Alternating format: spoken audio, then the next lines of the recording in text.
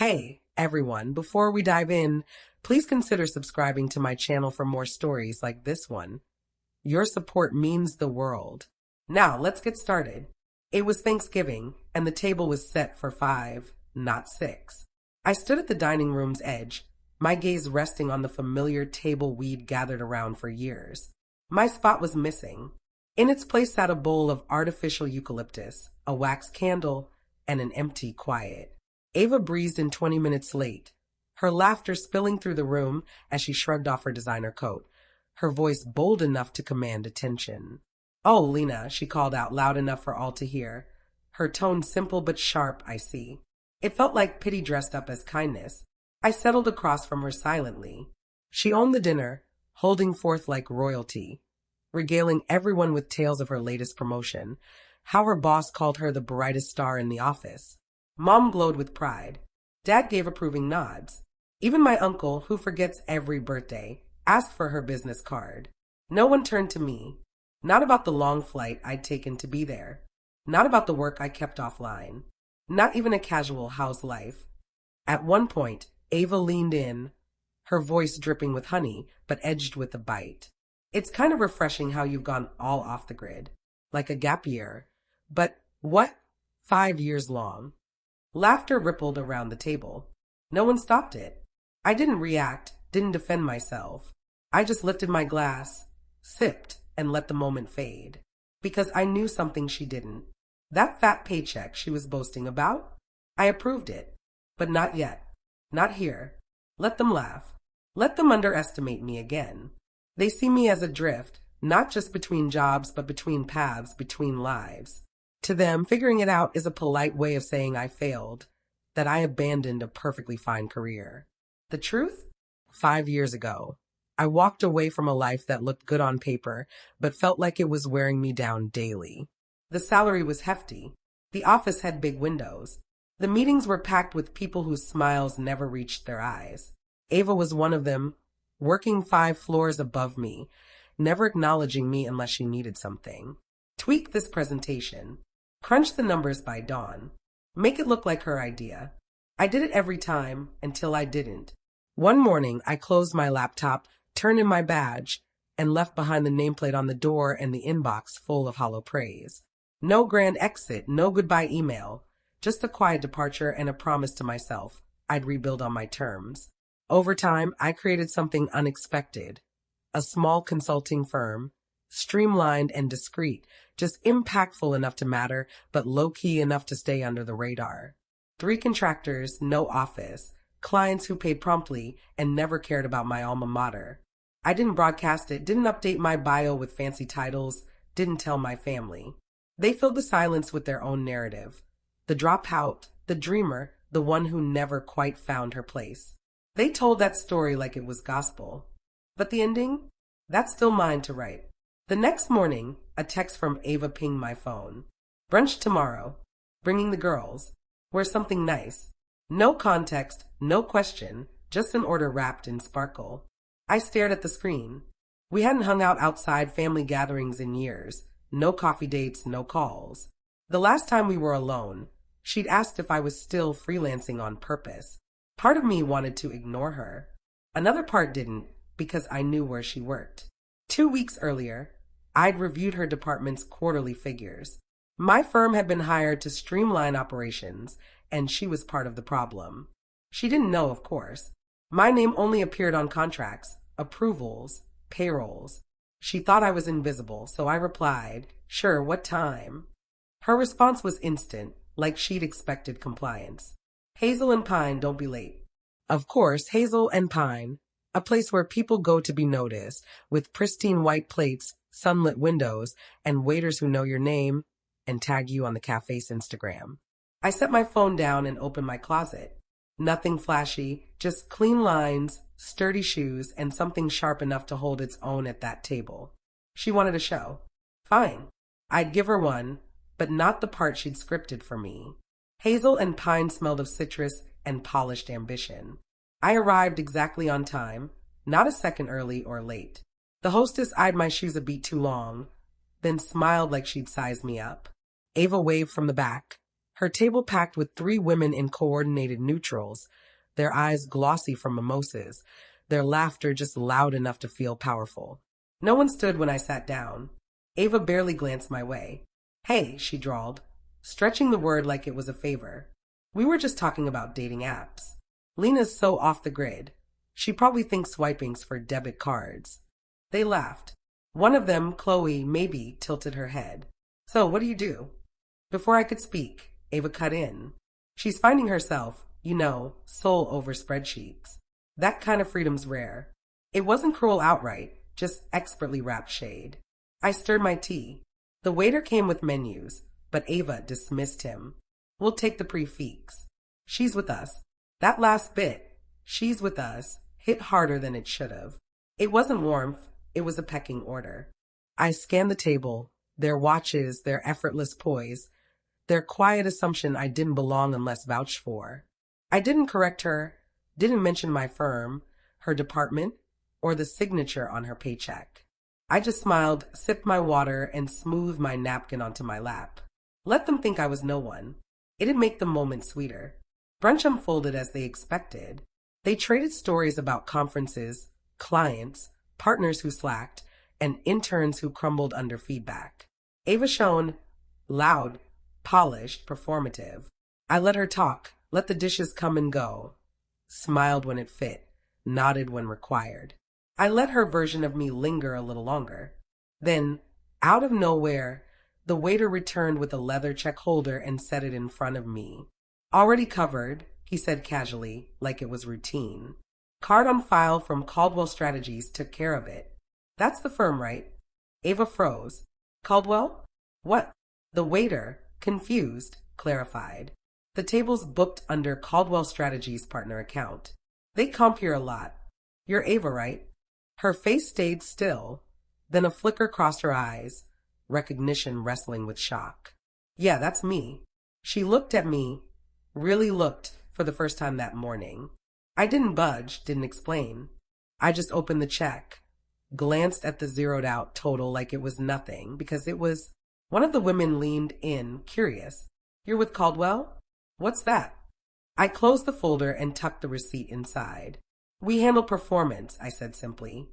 I stood, adjusted my jacket, and turned to Ava with a smile as smooth as glass. "Next time, let me know if you want to expense dessert. Saves the surprise." Then I walked out, slow enough for her to feel it. It wasn't the first time Ava had seen my name. She just never bothered to notice. Weeks earlier, she'd gotten a performance memo from corporate, standard, polished, with clear action items and deadlines. She'd bragged about it on LinkedIn, thrilled to be part of a strategic initiative, eager to grow. She never mentioned the signature at the bottom. L. Caldwell, partner. It was right there on the cover letter of the firm her company hired to analyze her department. She loved the bullet points, praised the formatting, even quoted a line in a team meeting. But my name? She skipped it because she never imagined Lena, the sister she mocked for wasting her degree, could be the one setting her goals, her timelines, her bonuses. Months before, HR had included her in a routine compliance meeting. My firm was already on retainer. Ava signed the form without a second thought. At the bottom, the same initials, the same name, Lena Caldwell. But when you've spent years looking down on someone, you stop seeing them. You stop imagining they could outpace you. So even when she saw my name, she didn't see it. Now, at a table she thought she ruled, watching me walk away without raising my voice, she knew. Not because I told her, but because the signature she'd ignored had just paid the bill. I glanced back at the table. Ava's smile was too wide, too quick. "Wait, so you work there," she said, trying to laugh it off like it was a mix-up we'd all giggle about. Her voice was light, but her hands betrayed her, one clutching her phone, the other twisting her napkin, folding, unfolding. I sat back down. "I don't work there," I said. "I built it." The table fell silent. Even the waiter, lingering with a tray of empty glasses, froze, sensing the shift. Ava blinked twice. Chloe, with her flawless lipstick, leaned forward. "Wait, you're Caldwell? The consulting firm?" "Ava, isn't that your company's firm?" Ava made a noise, half cough, half laugh, and said nothing. I sipped my tea slowly. We've worked with a few departments, I said quietly. But the tech division? That's personal. The woman across from me widened her eyes. Ava's mouth opened, but no sound came out. I grabbed my clutch, checked my phone, and stood. Ladies, thanks for brunch. Ava, always a pleasure. I didn't wait for a reply. I didn't need one. The power wasn't in words, it was in the silence, the way the laughter died, the way no one filled the void. As I walked away, steady and unhurried, I knew something Ava was just starting to grasp. Respect isn't demanded, it's earned. She called that night, not right after brunch, but hours later, after the plates were cleared, after the sun sank, and the shadows made everything feel smaller. My phone buzzed once, then again. I answered on the third ring, not out of obligation, but curiosity. What story would she spin? Hey, she said. That was weird, right? I stayed quiet, letting the silence grow. I didn't know. You could have said something. We wouldn't have, she didn't say mocked you. Didn't say treated you like a punchline. Why didn't you tell us what you do? Her voice softened, like lowering it could mask her intent. I leaned against my counter, watching the city lights blink outside. You weren't listening, I said. You were too busy crafting a story that worked for you. Silence. Then, Lena, can we agree this stays at the table? It's not, HR relevant, right? There was not regret, not an apology, just fear. Not that she'd erase me, but that she might face consequences. I wouldn't worry, I said. The contract speaks for itself. She didn't reply immediately. Maybe she thought I was bluffing. Maybe she realized I wasn't, because for once, I wasn't the one seeking understanding, she was. The next time we met, it was virtual. I logged into the quarterly audit presentation 5 minutes early, as usual. The screen showed an empty meeting room, clean walls, neat chairs, a carafe of untouched water. Then the camera flickered, and Ava walked in, chatting with someone off-screen, clutching a leather folder like it gave her clout. She looked up, saw my face on the monitor. Her smile held, then wavered, slipping at the edges. Let's begin, I said, voice steady. This session covers Q3 division, spending, and accountability. No one spoke. I clicked to the first slide, a breakdown of department inefficiencies. Ava's name appeared twice, once under pending review, once under recommendation, restructure. I didn't waver, didn't raise my tone. I just presented the numbers. Overages, missed targets, gaps where leadership faltered. She scribbled notes like she could erase it with enough effort, but we both knew the trail was airtight. The director thanked me. A partner asked if we needed to escalate. I smiled. No escalation, just documentation. That was when Ava realized something no brunch table could teach. This wasn't personal, it was professional. And in that room, under those lights, with my signature on the file, she wasn't my sister. She was my subject. It happened quietly, no fanfare, no shouting, just a memo. Ava was placed on review pending further audit. The language was crisp, almost clinical. Procedural assessment, oversight issues, noncompliance with thresholds. But I knew what it meant. Her promotion was paused, her travel approvals canceled, her access restricted. Her calendar, once packed with calls and workshops, grew sparse. She texted once, "Is this you?"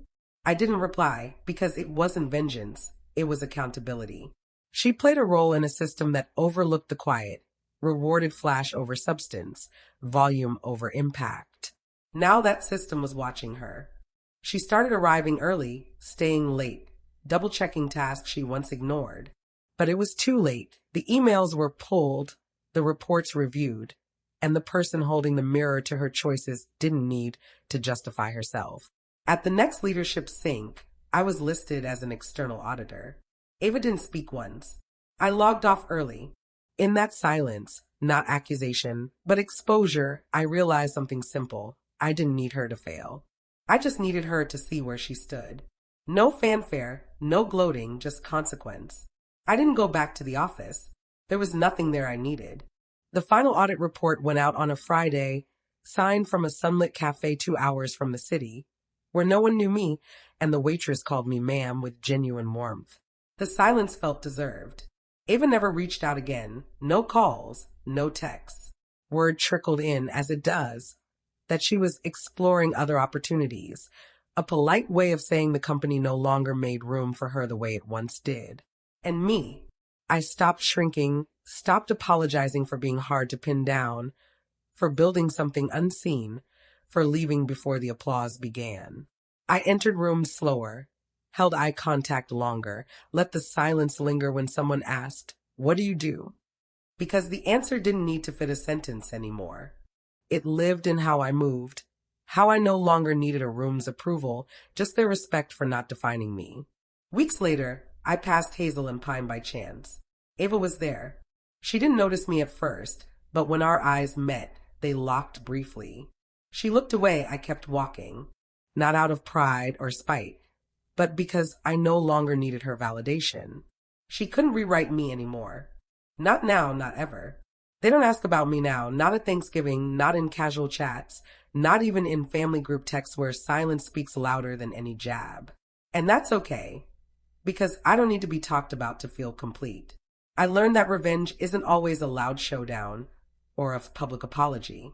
Sometimes it's just the quiet of a room rebalance, the look someone gives when they finally see who you've been all along. I don't need Ava's apology. She said enough when she fell silent. I didn't need the company to fire her. They didn't have to. She walked herself out of a power that was never meant to last. As for me, I reclaimed something she couldn't touch. My own identity. My name signed without pause. My presence no longer explained or dismissed. I didn't need to shout or win. I just needed to stop playing the role they'd written for me. They laughed at brunch. I paid the check and walked away unfazed.